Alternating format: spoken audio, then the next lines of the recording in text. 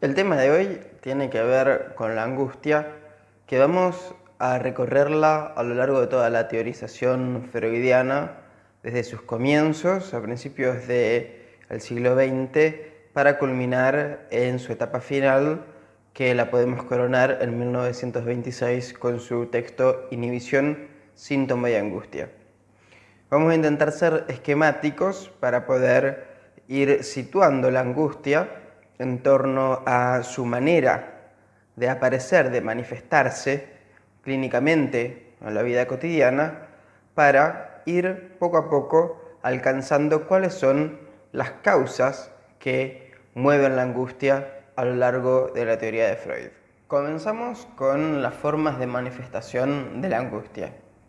Como aparecen en el cuadro, podemos encontrar a lo largo de la teoría de Freud que la angustia se puede manifestar ligada a algún objeto, y en este caso vamos a estar hablando de una fobia, y en este caso sería encontrar un desarrollo de angustia frente a alguna situación en particular, por ejemplo, estar encerrado, o frente a algún objeto en particular, como podría ser las fobias a cualquier animal o insecto que exista.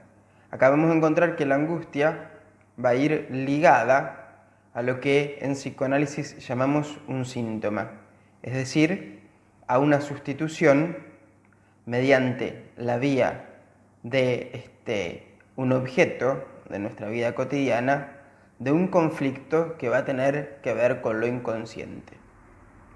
Ahora bien, la mayor dificultad en relación a la angustia se da cuando no aparece ligada, relacionada a algún objeto o situación, es decir, cuando la angustia no aparece en torno a una fobia, sino que está desligada. Esto quiere decir que viene a invadir la vida psíquica en general y a tomar a la persona en un estado de letargo que hace difícil sostener la relación, por ejemplo, con los objetos y las cosas.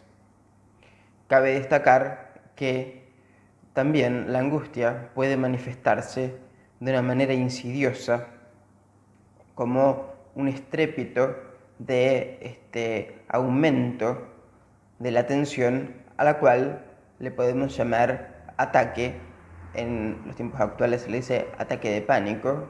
Freud le llamaba ataque histérico o ataque de angustia, donde la angustia, valga la redundancia, va a venir a invadir de una manera inesperada la vida de una persona en una situación en particular.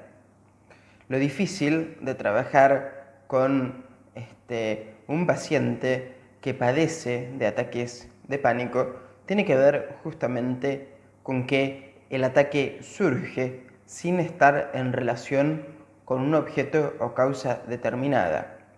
El análisis va a buscar, a intentar dar un recorrido, una relación de cuál es el motivo que desencadena este ataque. Es por eso que el psicoanálisis siempre se va a basar en una regla fundamental llamada asociación libre. Entonces, para repasar esta primera parte, podemos situar que la angustia aparece ligada a un objeto en forma de síntoma. Su ejemplo más claro es la fobia, desligada como un estado de letargo, una especie de parásito permanente en el yo. Y por otra parte, se puede manifestar de manera inesperada sin que exista previamente ninguna de las otras dos situaciones que anteriormente mencionábamos. Y va a aparecer en este caso como ataque de pánico. Cabe mencionar que dichos ataques muchas veces surgen en un contexto de una neurosis ya desencadenada y funcionando, pero muchas veces, como fue el caso del pequeño Hans, surgen en el momento de desencadenar la misma. Recordemos que Hans, caso que Sigmund Freud relata del año 1909, El niño viene caminando por la calle y de repente ve que un caballo tropieza y cae, y a partir de ahí lo invade una angustia desesperante y da inicio a una fobia. Recién destacábamos que en el caso de una fobia, la angustia va a aparecer en relación a un objeto o situación. Ahora, con esto, encontramos que el psiquismo encuentra un ahorro de la angustia para lograr circunscribirla a un momento determinado. Decíamos que la otra forma de manifestación de la angustia, como un estado continuado, era desligada de cualquier objeto. Freud plantea que el primer movimiento de la resolución de un estado de angustia sostenido es justamente la ligación entre la angustia y una representación. Ahora bien, recién hablábamos del caso de las fobias, a la cual Freud situaba como una histeria de angustia en una de sus 3 neurosis posibles, a las cuales se agregaba la histeria conversiva y la neurosis obsesiva. Y en este sentido me parece importante destacar qué relación tiene la neurosis obsesiva con la angustia. Recordemos que aquel neurótico obsesivo va a estar en una relación ritual con el mundo, al cual aborda a través de la seguridad que dichos rituales le otorgan, y que, ante la ausencia de dichas situaciones rituales, surge nada más y nada menos que la angustia. Entonces, nuevamente encontramos de qué manera el psiquismo busca ahorrarse la manifestación de la angustia, en este caso a través de lo que Freud llamaba una formación reactiva. Es decir, el obsesivo va a intentar asegurarse de sentir angustia a través de una serie de rituales que van a mantenerlo a resguardo de la misma. Recién mencionábamos la neurosis obsesiva y de qué manera, mediante el ritual, es decir, la formación reactiva de carácter, el obsesivo se va a ahorrar de sentir angustia, ¿sí?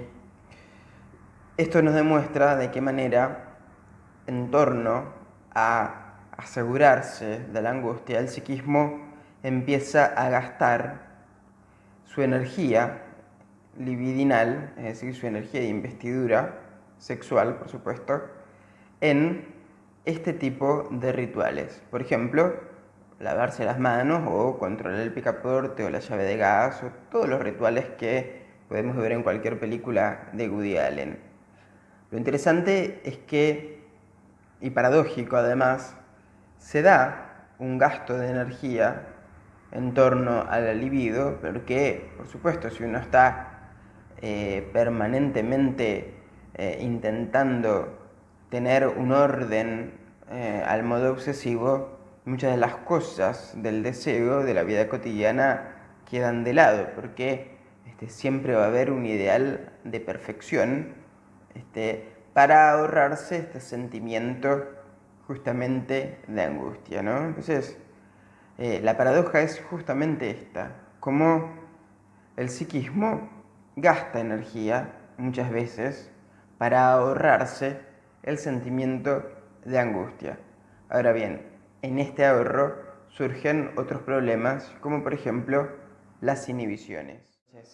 Para concluir este breve video acerca de la angustia, decimos que se manifiesta ligada a un objeto o situación, y vamos a estar del lado de la fobia, desligada a cualquiera de estos objetos o situaciones, como un estado aletargado y sostenido.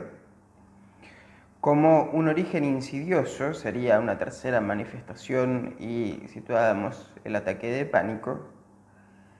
Y por último, vamos a encontrarnos con la posición obsesiva, donde la angustia aparece en ausencia de la posibilidad de realizar un ritual. Les propongo que dejemos en este punto y continuemos en el próximo video trabajando, en este caso, cuáles son las causas que movían la angustia a lo largo de la teorización freudiana.